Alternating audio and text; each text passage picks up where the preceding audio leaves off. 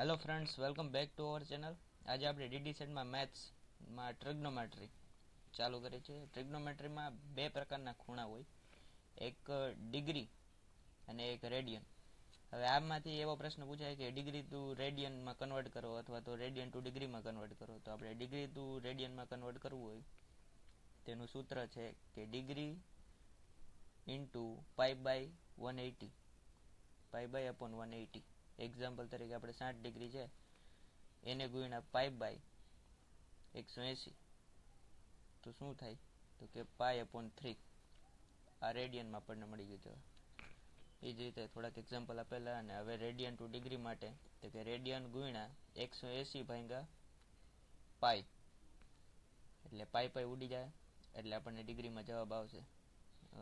Example તરીકે pi by 2 છે તો પાઈ બાય 2 ગુણ્યા 180 અપોન પાઈ, તો પાઈ ઉડી ગયા અને 290 180 થાય તો 90 ડિગ્રી જવાબ એવી જ રીતે એક્ઝામ્પલ. હવે સૂત્રોમાં આઈડેન્ટિટી અને ફોર્મ્યુલાના સૂત્રોમાં sine square theta plus cos square theta is equal to 1, sec square theta minus tan square theta is equal to 1 અને cosec square theta minus cot square theta is equal to 1. પછી આ બે સૂત્ર આમાંથી જ બની જશે, બરોબર. હવે રેસિપ્રોકલના સૂત્ર શું છે કે સાઇનનું ઊંધું કોસેક થાય, કોસનું ઊંધું સેક થાય, ટેનનું ઊંધું કોટ થાય. ટેન બરાબર આપણે sine theta upon cos theta લખીએ છીએ અને કોટ બરાબર cos theta upon sine theta લખી શકીએ. હવે ટ્રિગ્નોમેટ્રીના ચેપ્ટરમાં આપણે આ ટેબલ યાદ રાખવું પડશે. હવે આવે ઓલ એસ્ટેજ સર્કલ. આ 4 ક્વોડ્રન્ટ હોય, એમાં પહેલા ક્વોડ્રન્ટમાં બધા પ્લસ હોય, બીજામાં સાઇન ને કોસેક પ્લસ હોય, બાકી બધા માઇનસ હોય, ત્રીજામાં ટેન ને કોટ પ્લસ હોય, બાકી બધા માઇનસ, અને ચોથામાં કોસ ને સેક પ્લસ હોય, બાકી બધા માઇનસ.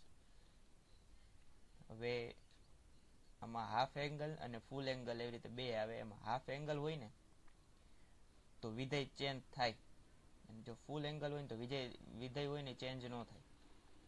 હાફ એંગલ કોને કહેવાય? તો કે પાઈ બાય 2, 3 પાઈ બાય 2 વગેરે વગેરે એ હાફ એંગલ. અને ફૂલ એંગલ તો કે 0, 2 પાઈ એ ફૂલ એંગલ. એક એક્ઝામ્પલ જોઈએ, કોસેક પાઈ બાય 2 છે એટલે પહેલાં તો હાફ એંગલ છે એટલે વિધેય ચેન્જ થશે, એટલે કોસેકનું શું થાય? સેક. અને વચમાં પ્લસ છે, પાઈ બાય 2 ક્યાં? તો પાઈ બાય 2 અહીંયા, ને પ્લસ. તો અહીંયા કોસેક કેવો હોય? કોસેક અહીંયા પ્લસ હોય તો અહીંયા સેક પ્લસ આવશે. હવે બીજો એક્ઝામ્પલ છે કોસ 2 પાઈ માઇનસ થીટા.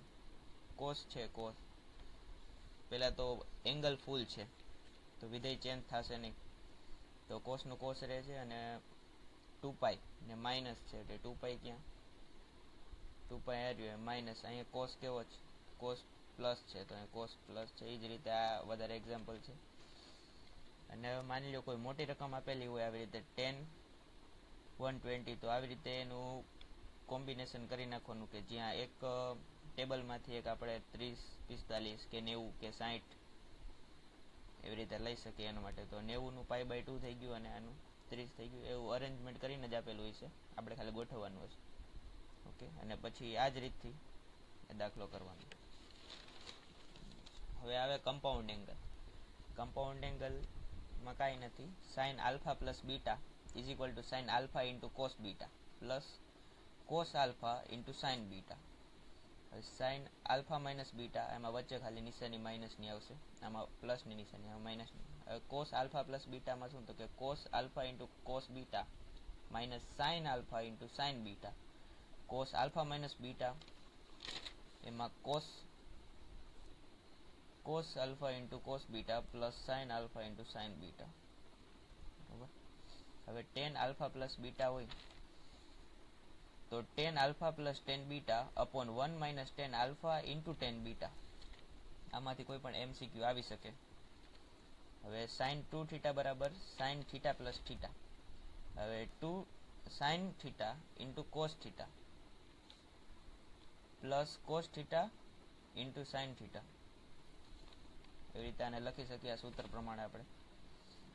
હવે એને આપણે આમ લખીએ 2 sine theta into cos theta upon 1, છેદમાં કાંઈ ન હોય તો 1 હોય, અને 2 sin theta into cos theta sin square theta plus cos square theta આમ પણ લખી શકીએ, અને એના બરાબર 2 tan theta upon 1 plus tan square theta. હવે cos 2 થીટા હોય ને તો cos થીટા પ્લસ થીટા લખી શકીએ. હવે cos theta into cos theta minus sin theta into sin theta, cos square theta minus sin square theta એ પહેલું. પછી 1 minus sin square theta minus sin square theta એટલે 1 માઇનસ 2 sin સ્ક્વેર થીટા એ બીજું. એમ પણ લખી શકીએ. અને cos square theta minus 1 minus cos square theta, તો એને આપણે 2 cos સ્ક્વેર થીટા માઇનસ 1 પણ લખી શકીએ. અને 1 minus tan square theta upon 1 plus tan square theta પણ લખી શકીએ. હવે આવે છે tan 2 થીટા. tan 2 થીટા બરાબર આપણે શું લખી શકીએ, તો કે tan theta plus tan theta upon 1 minus tan theta into tan theta, ઉપર સરવાળો નીચે ગુણાકાર. એને આપણે 2 tan theta upon 1 minus tan square theta પણ લખી શકીએ. હવે sin 3 થીટા હોય તો 3 sin theta minus 4 sin cube theta, અને cos 3 આલ્ફા હોય કે થીટા હોય તો 4 cos cube theta minus 3 cos theta. ટૂંકમાં આ સ્ટેપ અહીં આગળ આવી જશે. એક્ઝામ્પલ છે sin cube alpha is equal to 1 upon 4 into 3 sin alpha minus sin 3 alpha. 4 sin cube theta હોય તો 3 sin cube minus sin 3 theta, અને 4 sin ક્યુબ આલ્ફા હોય તો 3 sin alpha minus sin 3 alpha sin cube alpha is equal two 1/4 3 sin alpha minus sin cube alpha sin 3 alpha.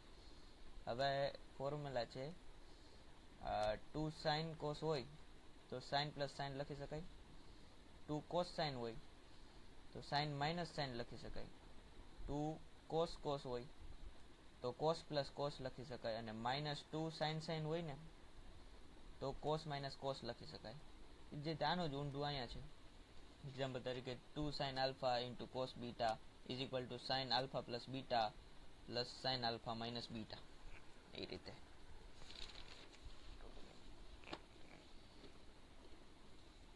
હવે છે sin alpha plus beta into sin alpha minus beta, sin square alpha minus sin square beta, cos square beta minus sin square alpha, એ રીતે લખી શકીએ. અને cos alpha plus beta into cos alpha minus beta, તો cos square beta minus sin square alpha, અને cos square alpha minus sin square beta લખી શકાય.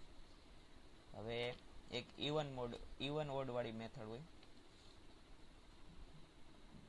sec અને cos ઇવન છે, બાકી બધા ઓડ છે. હવે secમાં માઇનસ થીટા આપેલા હોય ને તો એ માઇનસ નું પ્લસ થઈ જાય જો ઇવન હોય ને તો, એટલે કે sec અને cos આપેલું હોય ને એમાં માઇનસ થીટા આપેલું હોય તો એ પ્લસ થઈ જાય, અને ઓડમાં છે ને એ માઇનસ આગળ આવી જાય, સાઇન ની આગળ, ટેન ની આગળ, કોટ ની આગળ કે કોસેક ની આગળ. આ એનું એક્ઝામ્પલ છે. આપણે માની લ્યો અહીંયા માઇનસ સેકની પછી માઇનસ 13.05 આપેલા છે તો એ માઇનસ શું થઈ જાય, માઇનસ નું પ્લસ થઈ જશે. અને પછી આપણે ઓલ એસટી વાળી રીતથી આગળ દાખલો કરીએ. હવે સાઇનમાં શું થશે, સાઇનમાં પ્લસ નહીં થાય, સાઇનમાં નિશાની આગળ આવશે. હવે ઇન્વર્સ ફંક્શન જે સિલેબસમાં તો નથી પણ તો એકવાર નજર મારેલી, સાઇન ઇન્ટુ સાઇન ઇન્વર્સ નું 2x તો 2x, અને કોસ ઇન્વર્સ ઇન્ટુ સાઇન કાઉન્સમાં કોસ ઇન્વર્સ 50 5 થીટા, 5 થીટા તો is equal to 5 theta. Sine inverse x plus cos inverse x તો π/2, sec inverse x plus cosec inverse x તો π/2, અને આમાં π/2. બરાબર, આ આપણે સિલેબસમાં નથી તો એકવાર જોઈ લેજો. હવે છે પીરિયડ. એમાં બે ફોર્મ્યુલા આવે. જો sine theta, cos theta, sec theta અને કોસેક થીટા હોય ને તો એમાં 2π અપોન કોએફિશિયન્ટ ઓફ x, અને ટેન ને કોટ હોય ને તો એમાં ખાલી π અને કોએફિશિયન્ટ ઓફ x. બરોબર, તો એનો એક એક્ઝામ્પલ આપણે જોઈએ. માની લો અહીંયા સાઇન 5x પ્લસ 3 આપેલા છે તો એનો પીરિયડ ફાઇન્ડ કરવાનો, તો આપણે સાઇન છે એટલે 2π લેવાનું, અને એક્સનો કોએફિશિયન્ટ શું છે, એક્સનો સહગુણક 5 એટલે 2π/5. હવે આમાં 10 અને x/2 છે, તેમાં પીરિયડ ફાઇન્ડ કરવો છે. તો હવે 10 માં શું π/2 લેવાનું, એટલે કે આપણે આમાં કરીએ એટલે π/1/2 આવશે. તો છેદનો છેદ અંશમાં જાય એટલે 2 ઉપર જાય એટલે જવાબ 2π આવશે, જો દેખાડો એવી રીતે. અને જો આવું કંઈ પૂછવું હોય sin² 39 પ્લસ cos² 39 તો ફાઇન્ડ પીરિયડ, તો આનો પીરિયડ ફાઇન્ડ ન થાય, કેમ કે આમાં x જ નથી એટલે આપણે સહગુણક લઈ શકીએ નહીં, એટલે ઇમ્પોસિબલ છે. તો અહીંયા આપણે ટ્રિગ્નોમેટ્રી પૂરું થઈ ગયું.